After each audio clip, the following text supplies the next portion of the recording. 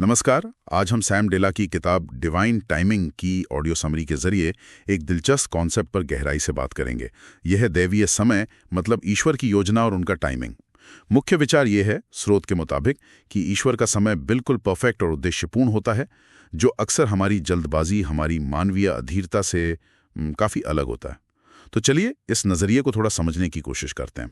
बिल्कुल। और ये विषय मुझे लगता है उन कई लोगों के लिए बहुत प्रासंगिक है जो जीवन में किसी तरह की अनिश्चितता या शायद इंतजार के दौर से गुजर रहे हैं। ये समझना जरूरी है कि इस नजरिए के अनुसार देरी का मतलब हमेशा ये नहीं कि बात खत्म हो गई या इनकार हो गया, बल्कि हो सकता है ये किसी बड़ी योजना का हिस्सा हो जहां तैयारी पर या शायद हमारे विकास पर जोर दिया जा रहा हो। हाँ, ये बात तो है। तो सबसे पहले स्रोत जो है वो ईश्वर के अनंत दृष्टिकोण, मतलब उनका जो बड़ा पर्सपेक्टिव है, और हमारे क्षणिक, मतलब पल भर के नजरिए के बीच के भारी अंतर पर रोशनी डालता है।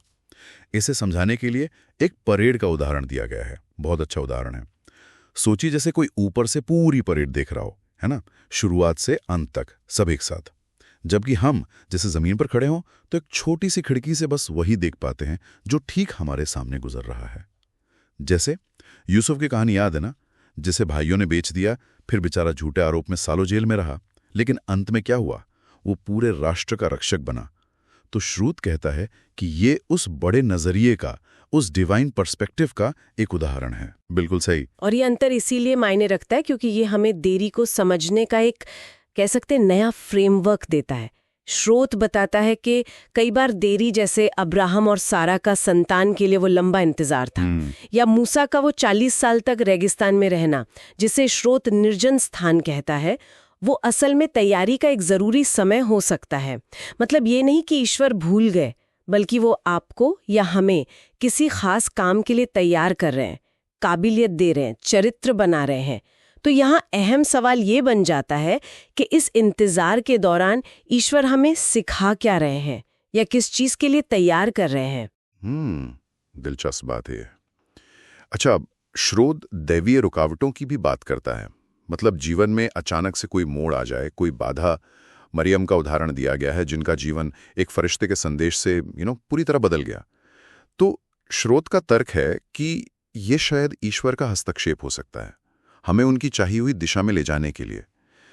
लेकिन यहाँ एक प्रैक्टिकल सवाल आता है। कोई समझे कैसे कि ये रुकावट ईश्वर की तरफ से है या बस दुनिया की कोई मुश्किल? हाँ, ये आपने बिल्कुल सही मुद्दा उठाया।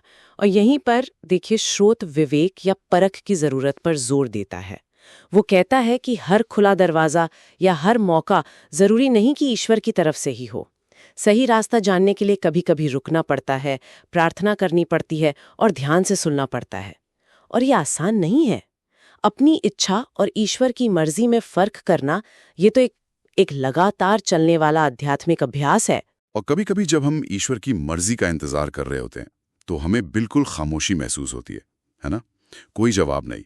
स्रोत गेतसेमने में यीशु के अनुभव का उदाहरण देता है, जहां उन्हें वो जो चाहते थे वो जवाब नहीं मिला, बल्कि उन्हें मुश्किल सहने की, उसे झेलने की शक्ति मिली। तो क्या इसका मतलब ये है कि ईश्वर की खामोशी उनकी गैर मौजूदगी या बेरुखी नहीं है, बल्कि शायद भरोसे को और गहरा करने का एक तरीका है? हाँ, स्रोत कुछ इसी तरफ इशारा करता है। खामोशी एक तरह से भरोसे की परीक्षा हो सकती है। और इससे जुड़ा एक और विचार है कि कभी-कभी चमत्कार भी वो देर से होते हैं। जैसे लाजर की कहानी है, जहां यीशु जानबूझकर देरी से पहुंचे थे। स्रोत के अनुसार इस देरी ने चमत्कार को सिर्फ दिखाया नहीं, बल्कि उसे और भी गहरा बना दिया। शायद इसलिए क्योंकि इसने इंसानी सीमाओं को उजागर किया और ईश्वरीय शक्ति पर निर्भरता को और ज्यादा जरूरी बना दिया। इससे देखने वालों का विश्वास और मजबूत हुआ। अच्छा, तो अगर हम इन सब बातों को समेटें तो इसका निचोड़ क्या निकलता है? मतलब टेक अवे क्या है?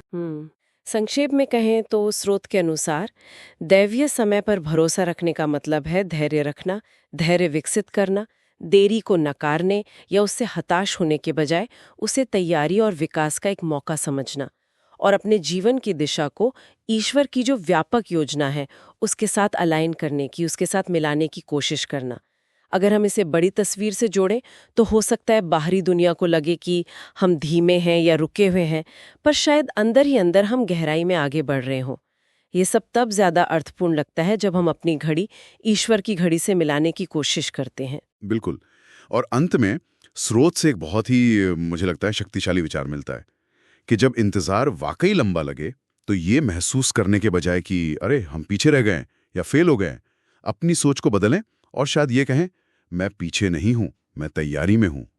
तो श्रोताओं के लिए ये सोचने वाली बात है, ये नजरिया उनके अपने जीवन के इंतजार के पलों या वो जो अप्रत्याशित बदलाव और रुकावटें आती हैं उन अनुभवों पर कैसे लागू हो सकता है? कैसे अपनाने से उन अनुभवों को देखने का तरीका बदल सकता है? सोचने वाली बात।